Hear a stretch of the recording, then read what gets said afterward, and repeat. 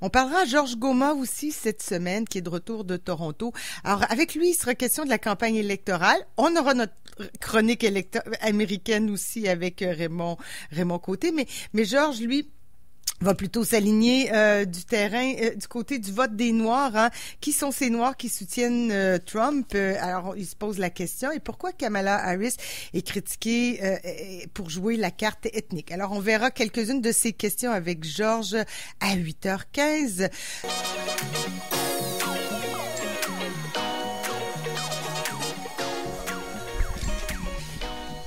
Voilà, il est 7h38 au Matins éphémères. Caroline Stephenson qui vous accompagne jusqu'à 9h ce matin, en ce beau mercredi 23 octobre. À venir dans l'émission Georges Goma, qui lui aussi nous parlera de la campagne électorale. Que voulez-vous, c'est le thème. Il est de retour de Toronto, Georges, et il va nous parler des sondages.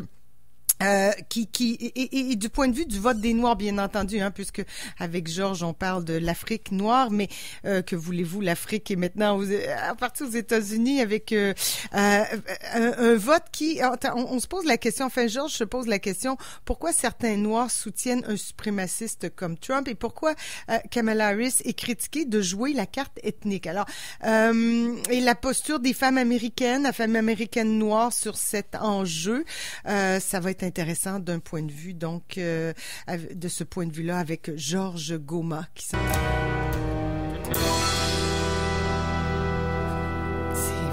que c'est très joli cette chanson de Paul Piché, Les Ruisseaux. C'était une proposition de Carole Bellavance, directrice artistique du Chœur en supplémentaire, et une des pièces que vous pourrez peut-être entendre dans ce concert qui tourne autour de l'eau et de l'importance de l'eau. Et ça nous mène à parler avec Georges Goma. On parlera pas d'eau ce matin. Bonjour Georges. Bonjour Caro. Mais quoi qu'on se disait hors d'onde, on se faisait la réflexion, c'est vrai que l'enjeu de l'eau est un enjeu important. Il sera de plus en plus, là, et particulièrement en Afrique. Hein, on pourra y revenir sur d'autres chroniques. Oui, d'autres chroniques, mais je veux quand même dire un truc là-dessus parce que l'eau est très essentielle. Le développement, on peut pas concevoir un développement sans eau, sans électricité. Or, il se trouve que ce sont ces deux éléments qui posent toujours problème, y compris même dans les grandes villes comme Brazzaville, comme Kinshasa. Les délestages, c'est alors incroyable. Les délestages du courant et l'eau aussi, malheureusement, c'est incroyable de voir que les gens ouvrent un robinet et voient du liquide jaune sortir, du liquide vert sortir. Alors on se demande comment on n'a pas pu régler fondamentalement ce problème d'eau en Afrique. Parce qu'il n'y en a pas beaucoup, c'est pas une ressource. Non, l'eau, il y en a beaucoup. Ah oui, il y en a beaucoup. Okay, alors là, je suis dans l'Afrique est irriguée par des fleuves. Oui, c'est vrai. C'est simplement le traitement de cette eau-là. Oui. Voilà. Parfois, oui, c'est ça. Mais quand j'imaginais plutôt les zones désertiques où on voit que le désert. Mais les zones désertiques. Bon, c'est vrai, t'as raison. Kadhafi avait pu apporter l'eau dans le désert, hein. Bon. Ouais. C'était des gros travaux, mais il a apporté l'eau dans le désert et a commencé à verdir, n'est-ce pas, le désert. Ouais. Donc, on pourra s'en reparler parce que c'est important. Un sujet très important qui sera évidemment dans les prochaines années aussi un enjeu très important. Mais là, Georges, on va et on l'a fait un peu tout à l'heure, mais d'une autre optique avec Raymond Côté. On parle toujours de politique états-unienne. Ce matin, avec toi, on va parler de la politique et des sondages. La campagne électorale, oui, mais d'un point de vue du vote des Noirs. Parce que là, il y a des tendances étranges qui se dessinent et tu vas nous en parler. Comment se fait-il qu'il y aurait des Noirs qui soutiennent Trump alors qu'on se dit qu'il est... on peut supposer qu'il est raciste, Trump. En tout cas, comment se fait-il qu'il y a des Noirs qui peuvent soutenir ses politiques? Trump, ou le personnage à tout le moins. Mais d'entrée, quand on parle de vote hispanique, de vote noir, de vote ceci, de vote cela, moi ça me dérange. Ça me dérange beaucoup. Parce que nous sommes dans un pays où il y a des citoyens, tout simplement. Où il y a des citoyens qui peuvent voter en fonction de leur cœur, en fonction de leur caractère propre. Les Noirs ne sont pas tous pareils. N'ont pas les mêmes enjeux. Donc, dans un pays démocratique, il faut laisser les gens voter en fonction de ce qu'ils sentent. Exact. Pas en fonction de la couleur de leur peau, pas en fonction de leur appartenance confessionnelle, pas en fonction de leur genre, pas en fonction de ci ou cela. Le vote n'appartient à personne. Le vote appartient à la personne qui présente un projet réel, qui a une personnalité aussi attrayante, qui a un corps pour tous les citoyens. Tu vois? Ce serait formidable. Mais malheureusement, Caro, quand on voit l'histoire des États-Unis, on est loin d'une telle approche et le vote noir, on l'avait dit ici là que après la guerre civile de 1861 à 65, il y avait les amendements à la Constitution américaine qu'on appelle les amendements de la reconstruction de l'Amérique, c'est-à-dire qu'on avait aboli l'esclavage avec le 13e amendement, on avait reconnu le statut des Noirs avec le 14e amendement, on avait reconnu le vote des hommes noirs avec le 15e amendement. Voilà les amendements dans l'histoire des États-Unis qui viennent vraiment bousculer la Constitution américaine qui est très stable depuis plus de 200 ans maintenant, on l'a dit et on l'a redit. Ouais. Mais alors, donc ce vote noir-là, c'est important quand nous disons, pour saisir un peu l'histoire, la portée de l'histoire. Parce que aujourd'hui on dit que l'électorat noir, et c'est bien vrai quand on voit les statistiques et les chiffres, l'électorat noir est presque acquise au Parti démocrate. Mais l'électorat noir, les Noirs n'ont toujours pas été des démocrates. Il y a eu un shift au cours de l'histoire. Oui, à un moment donné, c'était les démocrates, c'est les républicains, là, en quelque sorte. Mais il faut savoir que l'arrêt de l'abolition de l'esclavage, ce sont les républicains qui l'ont porté avec Lincoln, là. C'est pas exactement le même parti républicain, mais c'est l'affiliation. L'affiliation est là. Hein. Les unionistes, c'est les républicains d'aujourd'hui, de toutes les façons. La République. Hein. Voilà. Hein. Et puis, les démocrates d'aujourd'hui, c'est les confédérés d'hier. Et les confédérés d'hier, c'était dans les États du sud de l'Amérique, là où il y avait l'esclavage. Donc, on se demande aujourd'hui, comment est-ce que les Noirs sont-ils devenus plus démocrates, alors que c'est les ancêtres des démocrates, les confédérés, leur ont fait subir pendant 400 ans cet esclavage-là. Ouais. Alors, disons que les plateformes électorales ont changé un peu. Mais oui. Mais le problème, c'est que le drainage des Noirs vers le Parti démocrate, c'est quand même dû à Delano Roosevelt, quand même, qui a mis en place le New Deal, avec le Social Security Act. Tu parles pas de l'oncle? Non, pas l'oncle, non, pas l'ancien, non. D'accord. Mais je parle de Franklin Delano Roosevelt, qui a mis en place dans 30-40, les années 30-40, qui a mis le Social Security Act en place, qui a fait le New Deal, ce programme ambitieux, au sortir de la crise guerre de 1929, surtout, oui, c'est vrai. De la crise de 1929, l'Amérique est complètement par terre. Alors, Roosevelt vient mettre en place un programme marqué socialement. C'est pourquoi il y a eu la réplique, n'est-ce pas, du macartisme qui dit que non, mais Delano Roosevelt est celui qui l'a succédé, comment on l'appelle, avec le fair deal, Harry Truman. Alors, Joseph McCarthy les a considérés comme des traîtres à la nation parce qu'ils avaient mis en place un programme social.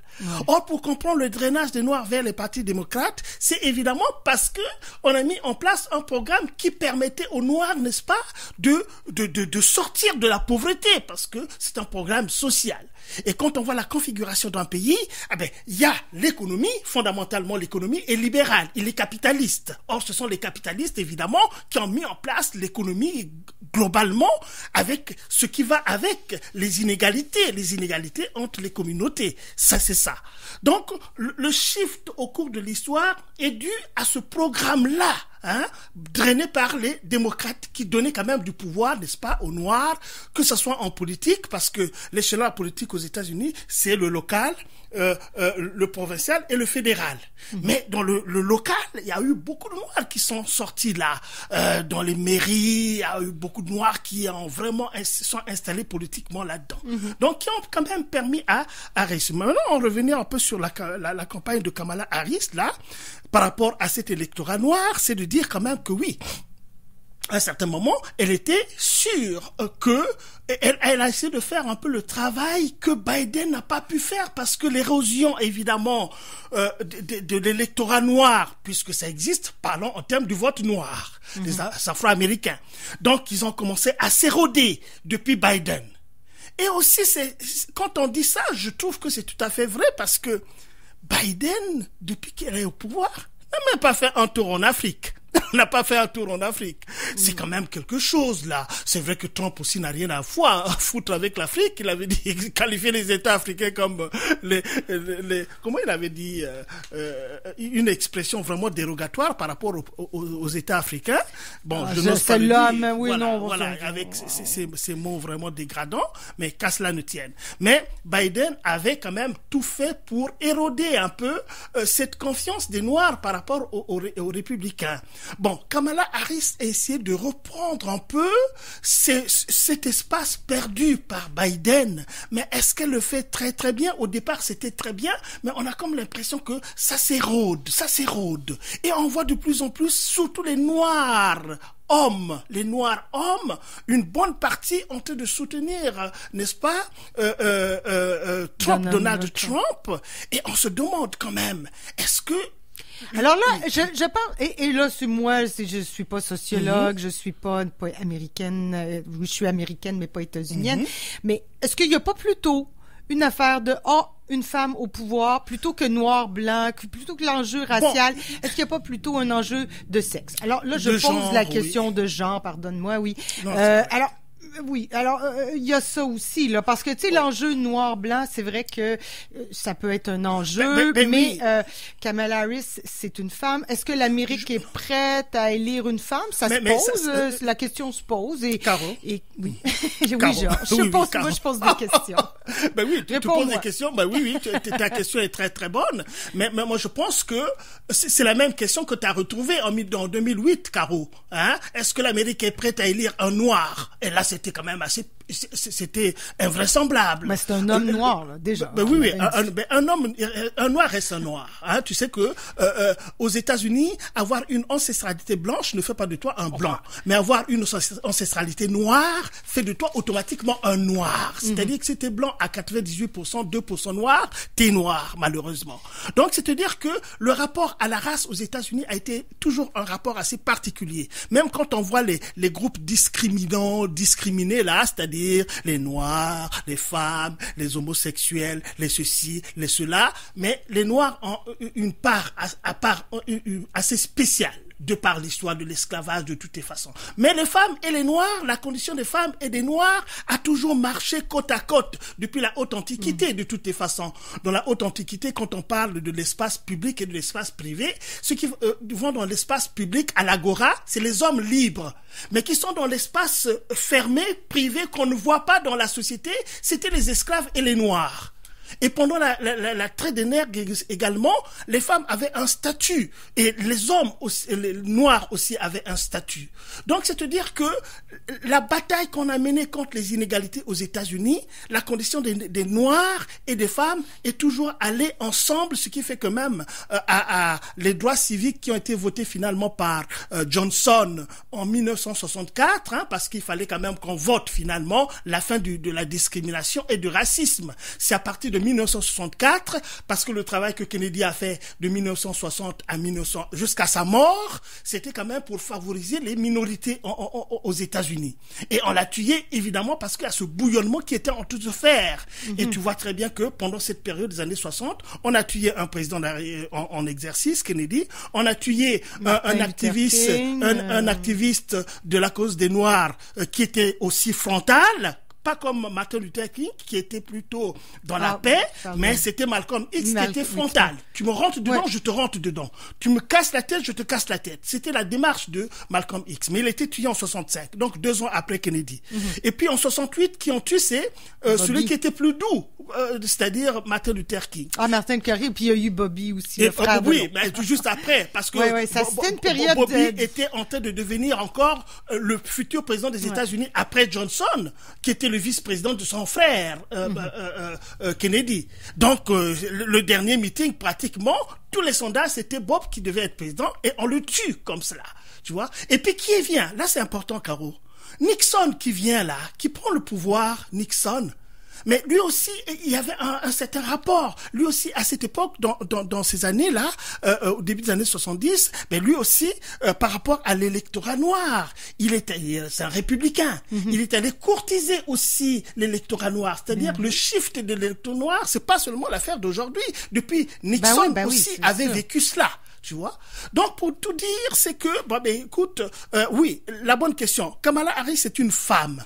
C'était ça ta question. On y revient, oui, parce que je me disais, tu disais beaucoup d'hommes noirs. Alors, d'hommes noirs, je fais pas, est-ce qu'ils voteraient pour Trump parce qu'ils sont hommes, ou noirs, c'est bon. Oui, mais malheureusement, aux États-Unis, l'analyse sociologique montre qu'il faut prendre en ligne de compte tous ces éléments-là. Ouais, c'est compliqué, Bon, maintenant, je t'ai dit que, non, la même question s'était posée pendant Obama, Tout le monde, moi personnellement, la dernière fois, je t'avais dit ma propre histoire parce que j'étais là-bas pendant cette période-là. Les gens ne croyaient pas que Obama pouvait être élu parce qu'il était noir. Donc la question aussi, la fois passée on l'a dit, Caro, l'Amérique, malgré tout, quand on regarde un peu à la loupe, semble la fameuse traversée du désert du président type américain qui est un homme jeune, beau, fringant à la Kennedy. Depuis 2008, c'est une traversée du désert. On ne voit que les Noirs et les vieux gouverner l'Amérique, entre guillemets. Moi je suis aussi un péjoratif en le disant. Les Noirs et les vieux sont à la Maison Blanche en ce moment. Et en tout temps, il y a une femme qui a failli rentrer à la Maison Blanche aussi, en la personne Hillary Clinton. Bon, elle avait fait une bonne campagne malgré tout, même s'il n'y avait pas ces casseroles qu'elle traînait. Je pense qu'elle avait beaucoup de chance, même puisque même Trump était étonné d'être président parce qu'il était sûr. Il n'était même pas républicain, Trump, il était démocrate. Il était ami avec les Clinton. Donc, je pense que ce n'est pas ça. Je pense que si l'Amérique est sérieuse, elle devait vraiment faire élire Kamala Harris à la présidence des États-Unis et qui serait, évidemment, il réglerait son passif historique par rapport à ces groupes minorisés. Je dis pas minoritaires, mais minorisés dans le sens de ce que tu sais. Donc, je pense quand même que, et puis 4 ans au pouvoir, 4 ans, ça coûte quoi ça? Mais c'est donc une femme, voyons. Elle a été déjà vice-présidente pour la première fois, mais enfoncer le clou pour qu'elle soit présidente des États-Unis. Georges, c'est pas moi qu'il faut que tu dises ça. Faudrait que tu ailles prêcher aux États-Unis, là. Faut faire campagne aux États-Unis. On fait campagne dans les 7 États clés, en plus. Dans les fameux on est en train de faire campagne pour eux, là. 4 ans, ça coûte rien. Et en plus aussi, c'est quand même Trump qui nous a montré des 1000 couleurs en tant que tel. Donc, il y a des raisons suffisantes. Peut-être ce sera notre dernière question pour conclure, là, Georges, mais dis-moi donc, alors, le vote des Noirs pour Trump, qu'est-ce que ça veut dire concrètement et qu'est-ce que ça voudra dire si éventuellement, parce qu'on sait que c'est très serré, là, chaque vote compte, ça va être important. Alors, si Trump réussit à rallier une partie du vote noir, qu'est-ce que ça voudra dire concrètement pour c'est pas monolithique, tu l'as dit. Alors, c'est très, très compliqué, là, mais et chaque individu compte, là, mais est-ce que ça aura des répercussions? Oh, ça, je n'ai pas cette conviction intime. T'as pas la boule de cristal, okay. Non, j'ai pas la conviction intime. Je ne crois même pas aussi que Trump, tel qu'on le connaît, avec tout ce qu'il est en train de faire, avec sa conduite personnelle, soit vraiment un président qui va régler les problèmes des Noirs. Et en plus aussi, n'exagérons pas quand même, Caro, l'électorat noir est acquis à Kamala Harris. Ça c'est clair et net.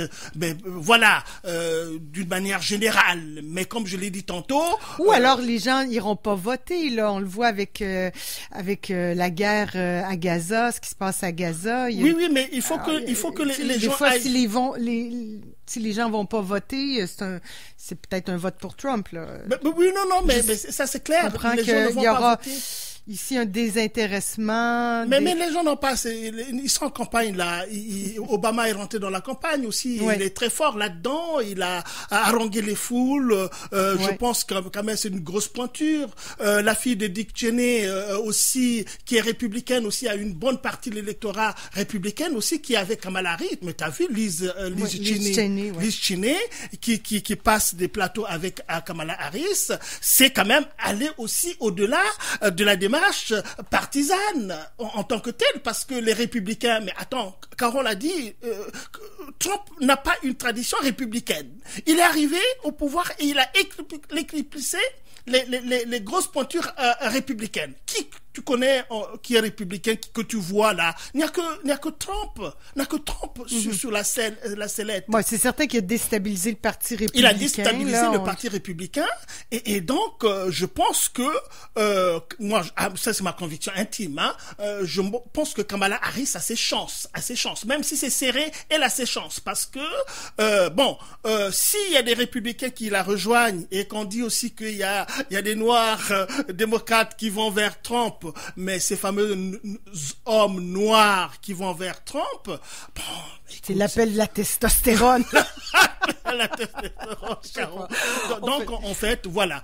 Je pense que, la dynamique de la campagne, elle est là. Hein. Ouais. Une campagne est faite pour, ce genre de choses. Hein.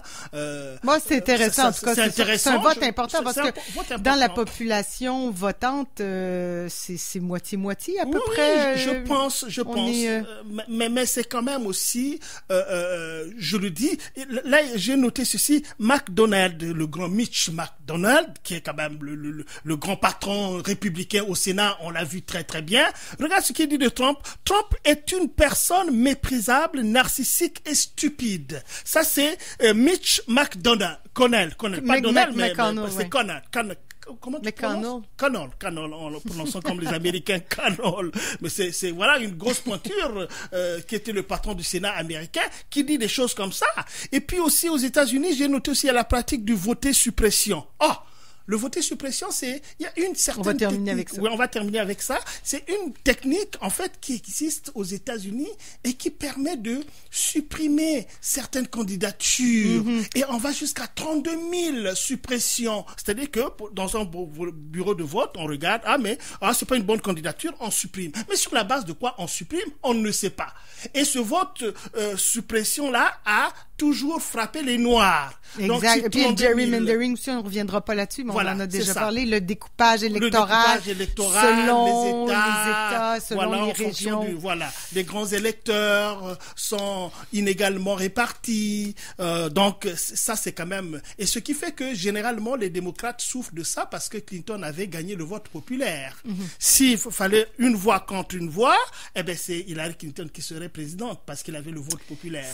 Mais le fait que ça soit chaque État a un certain nombre de grands électeurs, c'est ça qui fait que tu peux avoir le vote populaire, mais si tu n'as pas les grands électeurs, tu passes. C'est là que ça joue. Ouais, c'est leur système. C'est ça peut-être aussi la particularité des États-Unis, c'est mais je te laisse aller faire campagne maintenant aux États-Unis. N'est-ce pas?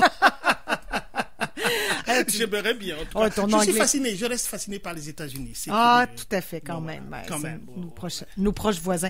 Georges, merci. Je vais te laisser au bon soin de Gabrielle Morissette. On se reparle dans 2 semaines. Dans 2 semaines, absolument. Et puis, je te souhaite un bon séjour en Suisse, comme d'habitude. Merci. On va suivre la campagne électorale. C'est planétaire, je pense. Mais les alpages aussi finissent, ça aussi, hein, car oui, ils doivent redescendre. Ils doivent redescendre avec les...